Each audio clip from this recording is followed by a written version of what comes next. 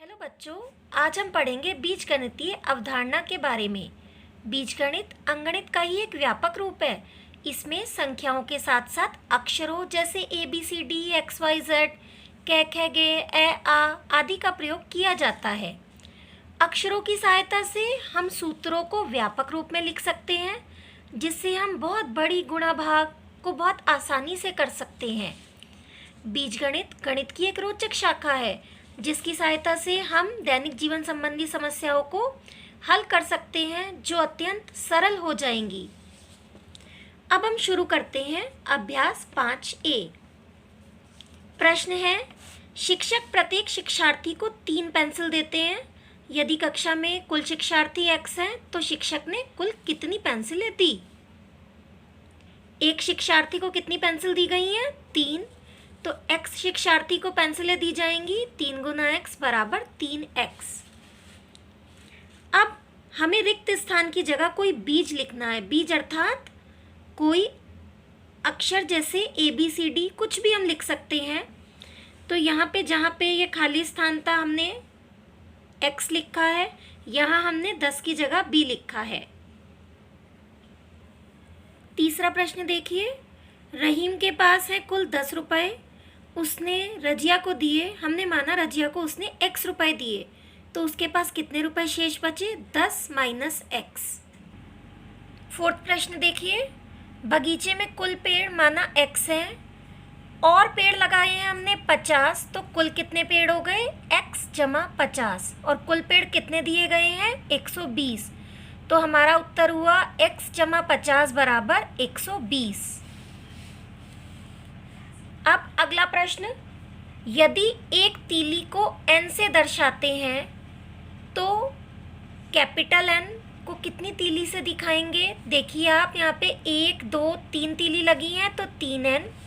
और capital M को कितनी तीली से दिखाएंगे? 1, 2, 3, 4।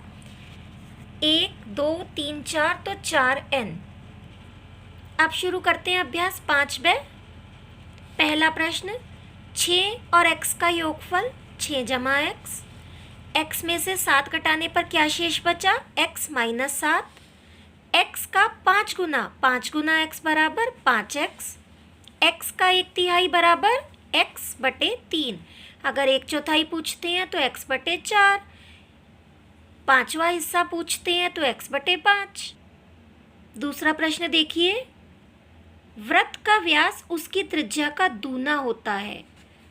तो हमने माना व्यास डायमीटर बराबर D, त्रिज्या बराबर R, तो व्यास त्रिज्या का दुगना है, तो D बराबर 2R। वर्ग का परिमाप उसकी एक भुजा का 4 गुना होता है। माना भुजा बराबर X, परिमाप पेरीमीटर बराबर P, तो P बराबर 4X। अगला प्रश्न देखिए, आयत का क्षेत्रफल उसकी लंबाई तथा चौड़ाई का गुणनफल होता है। माना क्षेत्रफल बराबर A, माना लंबाई लेंथ बराबर L, माना चौड़ाई ब्रेथ बराबर B। तो क्षेत्रफल लंबाई और चौड़ाई का गुणनफल है, तो A बराबर L गुना B। आप इनकी जगह पे LB की जगह XY भी ले सकते हैं। फोर्थ प्रश्न, माना लाभ प्रॉफिट बराबर P, विक्रय मूल्य है। विक्रय मूल्य वो मूल्य होता है जिस मूल्य पर कोई वस्तु बेची जाती है, X रुपए। माना क्रय मूल्य, जिसमें कोई वस्तु खरीदी जाती है, Y रुपए। तो प्रॉफिट लाभ बराबर विक्रय मूल्य माइनस क्रय मूल्य, अर्थात P बराबर X माइनस Y। देखिए अब अगला प्रश्न, एक टोकरी में आम 50, दूसरी टोकरी में आम बराबर X, तो पहली टोकरी में दूसरी से कितने आम अधिक हैं? 50 माइनस X।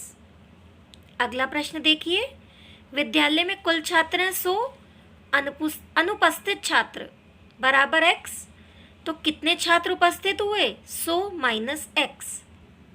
चौथा प्रश्न देखिए, एक आयत दिया है, उसकी लंबाई है X मीटर और चौड़ाई है Y मीटर। तो आयत का परिमाप बराबर 2 गुना लंबाई जमा चौड़ाई, तो 2 गुना X जमा Y मीटर। अगला प्रश्न, एक गुब्बारे का मूल्य X पैसे है, तो ऐसे ही 12 गुब्बारों का मूल्य 12 गुना X बराबर 12X पैसे।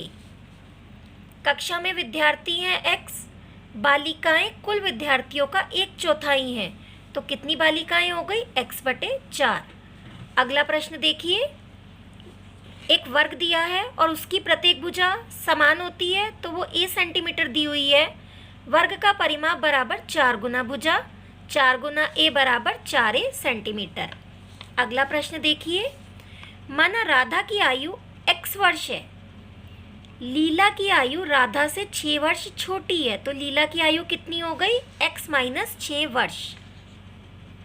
9वां प्रश्न देखिए, माँ ने घर में लड्डू बनाए हैं 16, घर में मेहमान आए और परिवार में और भी सदस्य हैं, तो उन्हें x लड्डू दे दिए गए, तो कितने लड्डू शेष बचे? शेष के लिए हम क्या करते हैं? घटाते हैं, तो 16 - x।